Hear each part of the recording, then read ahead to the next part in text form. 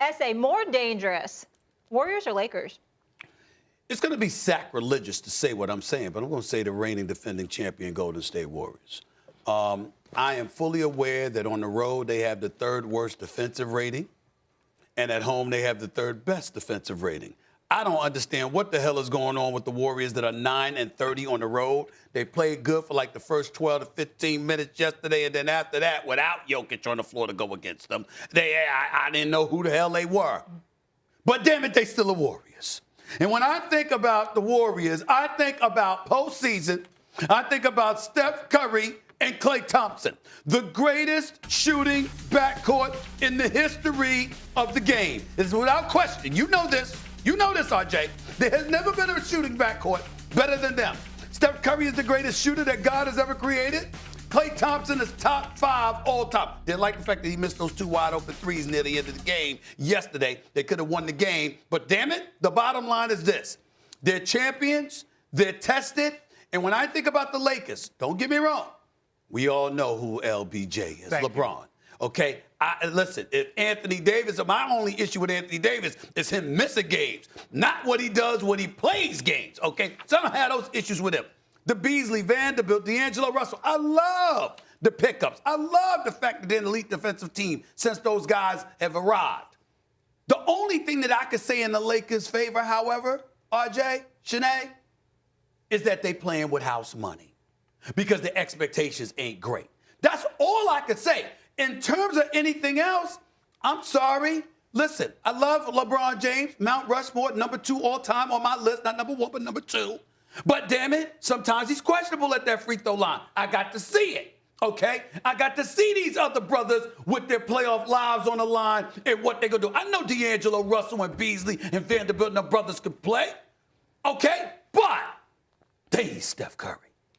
They ain't Klay Thompson. I'm not giving the Lakers the edge over the Warriors. No, everything you're saying is cute. It's adorable. I respect it. I like those words. I've never had those words That's what I'm associated saying. with me It is cute and adorable? It is Wow. adorable just to watch you kind of coddle this entire situation when you're talking about who is more dangerous. Yes. And you're talking about a Warriors team that on the road in a must-win situation who is complete, minus Andrew Wiggins, which is a big part of their problem. Minus Andrew Wiggins, they couldn't get it done. They couldn't get it done. He better be back, and we hope he is back. But they couldn't get it done without Jokic on the court. And what makes this so disturbing, Jokic is their offense for the Denver Nuggets. He is how they move. He is how they play. He is everything that they do. So you take out the central piece of one of the best offenses, and your defense still cannot get it done if you're the Golden State Warriors. That is a problem. You can't be more dangerous if you are a team that has an inability to win on the road, regardless of the situation that is presented to you.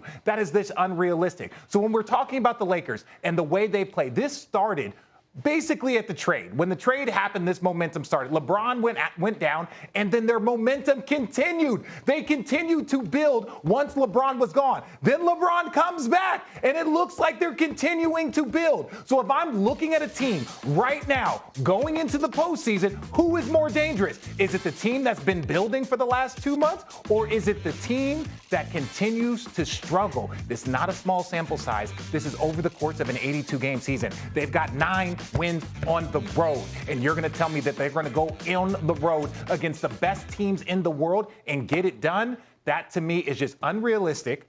It's cute. It's adorable, because that is not what's going to happen in this league if they do not get Andrew Wiggins back. If they don't get Andrew Wiggins back. Cute and adorable associated with my name. I do love cute and adorable associated with my name, Janae. It does sound good associated with my name. I'm really, really, really sorry, Stephen A., that I'm not sorry that I'm agreeing with RJ, because it's absolutely the Lakers. I got you, bro. It's absolutely the Lakers. Lord, the team after the trade deadline that had the most pressure, but then have sort of over-exceeded expectations with their acquisitions. And there's one thing that coaches tell you, especially when you go on the road, which you will have to be on the road, especially if you're in the Lakers or the Warriors position in the postseason play-in or playoffs. Y'all do realize what y'all are saying is that Steph Curry and Klay Thompson can't get you one game on the road. Think about that. You can talk to me about Anthony Davis. You can talk to me about LeBron James. You can talk about all of that stuff. But neither one of y'all said, wait a minute, they just need one game. One in a series. That's what y'all saying. That's difficult. You're going to look at, first of all, you're supposed to be looking at me. I mean, the camera, you've done enough television to know that the camera follows you. You're supposed to be looking at me. You're supposed to be looking at the camera. You're supposed to be looking at me. You telling me, RJ, are you telling me that Steph Curry and Klay Thompson can't get you one in a series? Are you ready? One road game? Let me know. Go ahead. Okay.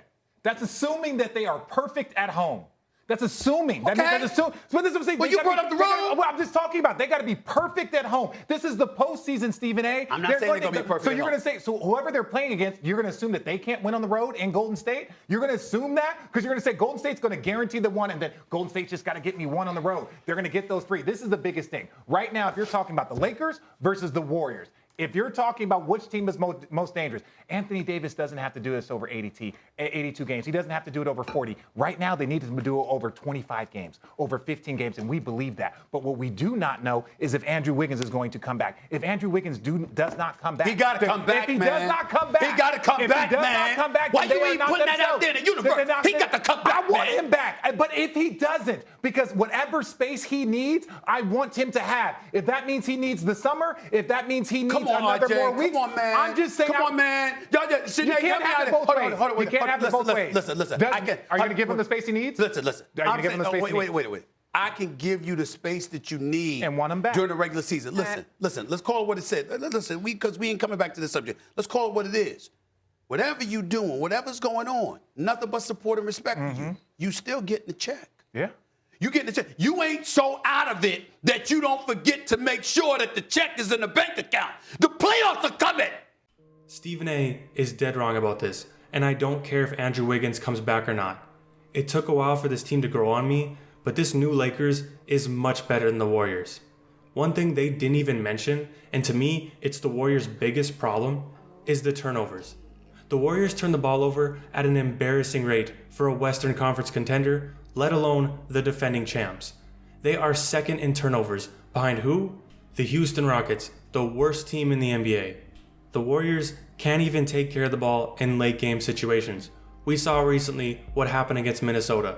We also saw what happened against Detroit.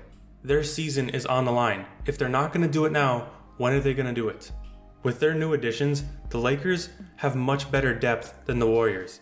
There's a reason why they've been rolling ever since the trade deadline. Guys like Jared Vanderbilt and Rui Hachimura have been huge on the defensive side of the ball. They also got D'Angelo Russell to pair with Austin Reeves and Dennis Schroeder, guys that can create their own shot and step up for LeBron James and Anthony Davis. This team is a completely different team, and the Warriors have been the same since the first day of the season. Now I know they're missing Andrew Wiggins. That's a huge loss, but he's not going to come back and save their season. He's been out for months. Even if he comes back, you're only getting a part of what you got when he was on the team. The Warriors can't be compared to this Lakers team. I know they got Steph and Klay, who when they get hot can beat anybody, but if you're talking about consistency, playing both sides of the ball, and who's the better basketball team, it's the Los Angeles Lakers. What was the Lakers' three biggest problems heading into the season?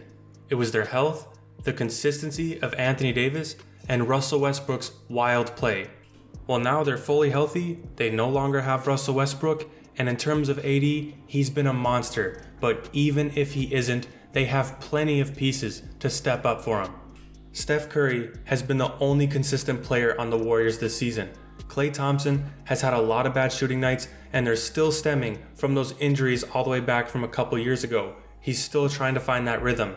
And Jordan Poole has been turnover prone, and his shot selection is shaky. To sum it up, you can't expect a turnover prone team that only wins games at home to outplay a team that has better players, takes care of the ball, and can win games whether they're at home or on the road. It's just too much to ask. I don't care if they have the greatest shooting backcourt in NBA history. It's just not going to be enough to overcome all their problems. But that's just what I think. Let me know in the comments what you guys think. Who's better or who's more dangerous, the Lakers or the Warriors? And don't forget to leave a like if you enjoyed this video and subscribe for more NBA content just like this. And I will see you in the next upload.